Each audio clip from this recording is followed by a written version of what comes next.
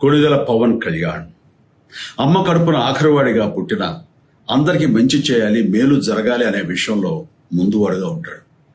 తన గురించి కంటే జనం గురించి ఎక్కువగా ఆలోచించే మనస్తత్వం నా తమ్ముడు కళ్యాణ్ బాబుది. ఎవరైనా అధికారంలోకి వచ్చాక ప్రజలకు ఏదైనా చేయాలనుకుంటారు.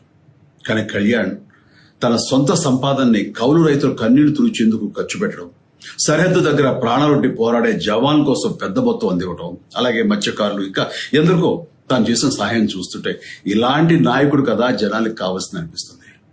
ఒక రకంగా చెప్పాలంటే సినిమాలోకి తను బలవంతంగా వచ్చాడు, రాజకీయాల్లో మాత్రం ఇష్టంతోనే వచ్చాడు. ఏ తల్లికైనా తన కొడుకు కష్టపడుతుంటే గుండె తరుక్కుపోతుంది. అలాగే ఏ అన్నకైనా తన తమ్ముడు అనవసరంగా మాటలు పడుతుంటే బాధ వేస్తుంది. అలా బాధపడుతున్న నా తల్లికి ఈ అన్నయ్యగా ఒక మాట చెప్పాను. నీ కొడుకు ఎంతో మంది తల్లుల కోసం, వాళ్ళ బిడ్డల భవిష్యత్తు కోసం చేసే యుద్ధం అమ్మా ఇది. మన బాధ కంటే అది ఎంతో గొప్పది అన్నాను. అన్యాయాన్ని ఎదిరించకుండా మౌనంగా ఉండే మంచివాళ్ల వల్లనే ప్రజాస్వామ్యం మరింత నష్టం అని నమ్మి జనం కోసం జన సైనికుడు అయ్యాడు. తాను బలంగా నమ్మిన సిద్ధాంతం కోసం తన జీవితం రాజకీయాల్లోకి అంకితం చేసిన శక్తిశాలి పవన్ కళ్యాణ్. ప్రజల కోసం, రాష్ట్ర భవిష్యత్తు కోసం ఆ శక్తిని వినియోగించాలి అంటే చట్టసభలో అతని గొంతు మనం వినాలి. జనమే జయను నమ్మే జనసేనాని ఏమి చేయగలడో చూడాలంటే మీరు పిఠాపురం ప్రజలు కళ్యాణ్ని గెలిపించాలి. మీకు సేవకుడుగా, సైనికుడుగా అండగా నిలబడతాడు. మీకోసం ఏమైనా సరే కలబడతాడు. మీ కళ నిజం చేస్తాడు. పిఠాపురం వాస్తవ్యులకు మీ చిరంజీవి విన్నపం. గాజు గ్లాసు గుర్తుకి మీ ఓటు వేసి పవన్ కళ్యాణ్ని గెలిపించండి. జై హింద్. కొణిదెల పవన్ కళ్యాణ్ అమ్మ కడుపున ఆఖరివాడిగా పుట్టిన అందరికీ మంచి చేయాలి, మేలు జరగాలి అనే విషయంలో ముందువాడుగా ఉంటాడు.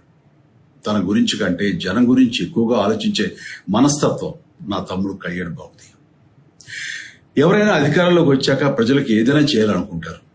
కానీ కళ్యాణ్ తన సొంత సంపాదనని కౌలు రైతులు కన్నీళ్లు తుడిచేందుకు ఖర్చు పెట్టడం, సరిహద్దు దగ్గర ప్రాణాలొడ్డి పోరాడే జవాన్ కోసం పెద్ద మొత్తం అందివ్వటం, అలాగే మత్స్యకారులు ఇంకా ఎందరికో తాను చేసిన సహాయం చూస్తుంటే ఇలాంటి నాయకుడు కదా జనానికి కావాల్సింది అనిపిస్తుంది.